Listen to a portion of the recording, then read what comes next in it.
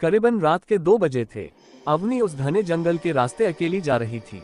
चारों ओर घनी झाड़ियां, ऊपर से झिंगुरों की आवाज, दूर कहीं जंगली जानवरों की गुर्राहट सुनाई दे रही थी। चारों ओर खौफ का माहौल था। आधे घंटे तक ऐसे ही चलने के बाद उसने दूर से ही उस छोटे से खूबसूरत बंगले को देखा। उसने चलने की गति बढ़ा दी। अवनी ने गेट खोला और बंगले के प्रवेश द्वार के पास पहुंची। दरवाजा ऐसे खुला जैसे कोई उसका इंतजार कर रहा हो। आ गई अवनी, मैं कब से तुम्हारा इंतजार कर रहा हूँ। एक पुरुष की आवाज उसके कानों पर पड़ी। उसने चारों ओर देखा। घने अंधेरे की वजह से उसे कुछ दिखाई नहीं दे रहा था। आओ अवनी, मैं तुम्हारा इंतजार कर रहा हूँ। फिर वही आवाज। डर के मारे अवनी की चीख निकल गई और वह नींद से जाग गई। उसका पूरा शरीर पसीने से भीग गया था। उसने बेड के पास वाली टेबल से पानी की बोतल उठाई और मुंह को लगाकर एक ही झटके में खाली कर गई। हफ्ते भर में दूसरी बार उसने वह सपना देखा था। उसके कानों में अब भी वही आवाज गूंज रही थी, अवनी अवनी। उसे वह आवाज कुछ जानी पहचानी सी लग रही थी।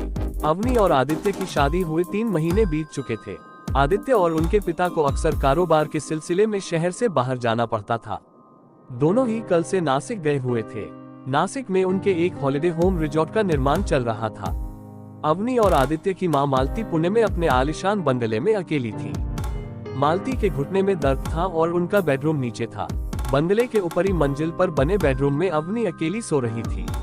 अवनी को इतने बड़े घर में रहने की आदत नहीं थी। शादी से पहले अपने माँ, पिता और छोटे भाई के साथ वह पुणे में 2 बेडरूम के छोटे से फ्लैट में रहती थी। अवनी गजब की खूबसूरत थी।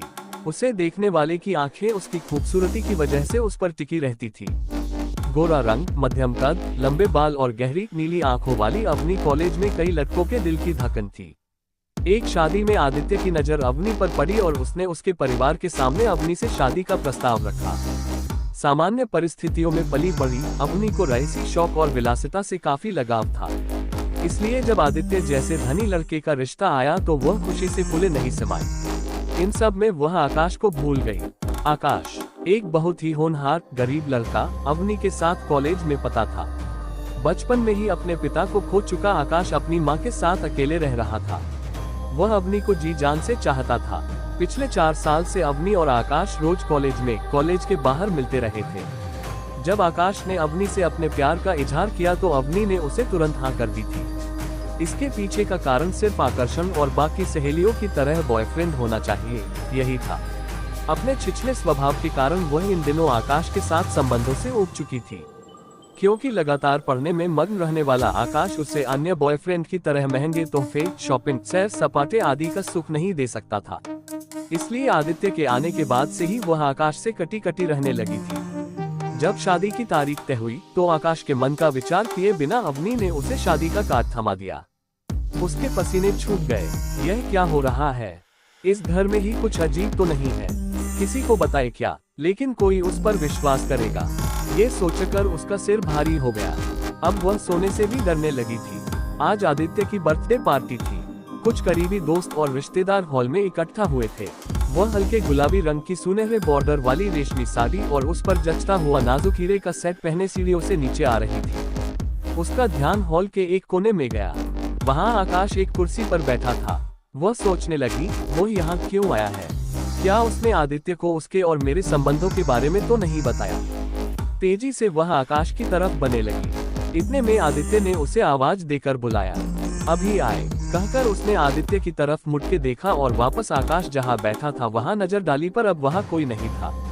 कहां गायब हो गया? ऐसा सोचते हुए वह मेहमानों की तरफ बढ़ गई। आज बहुत दिनों बाद अवनी मायके आई हुई थी। अवनी की माँ बहुत ही उत्साहित थी। उत्साह भरी वह अवनी का पसंदीदा भोजन बनाने में जुट गई। मायके आते ही पास में ही रहने वाली अवनी की खास सहेली स्नेहा उससे मिलने आई। अवनी ने सहजता से उसे आकाश के बारे में पूछा। स्नेहा चुप सी हो गई। क्या हुआ स्नेहा, तुम चुप क्यों हो? अवनी, तुम आकाश के बारे में कुछ नहीं जानती? नहीं, क्या हुआ? ओह, तुम्हारी शादी के बाद वह बहुत उदास रहने लगा और फिर 2 महीने पहले एक दिन उसने फांसी लगाकर आत्महत्या कर ली। अवनी डर और उदासी से अवाक रह गई और स्नेहा को आंखों में आंसू लिए देखती रही। 15-20 दिनों से अवनी मायके में थी। दिन ब दिन उसकी तबीयत बिगड़ती जा रही थी। उसके माता पिता को समझ नहीं आ रहा था कि अवनी को क्या हुआ है। कौन सी बात है जो उसे खाए जा रही है? न ठीक से खाती है न पीती है, नींद से भी डर कर चीख उठती है। उसकी माँ ने उससे कई बार पूछा लेकिन उसके शब्द कहीं खो गए थे। एक हफ्ते के अंदर ही उसकी आंखों के नीचे काले घेरे आ गए थे। उसकी खूबसूरती मानो कहीं खो गई थी।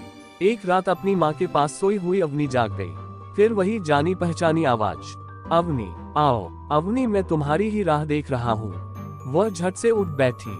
माँ गहरी नींद में सो रही थी और उसने देखा आकाश दरवाजे के पास खड़ा है और उसे बुला रहा है। वह उसकी ओर खींची चली गई जैसे सम्मोहित हो गई हो। चलते चलते वह इमारत की छत पर आ गई। एक गुमनाम आह के साथ वह छत की मुंडेर पर चढ़ गई और उसने खुद को नीचे झोंक दिया। क्या था ये? महज अवनी का वहम, जो उसके अंतर्मन में पले अपराध भाव से जागृत हुआ था, या आकाश का उसके प्रति बेइंतहा प्यार और उसी प्यार की वजह से पैदा हुआ लगाव, जो उसकी मृत्यु के बाद भी मौजूद था।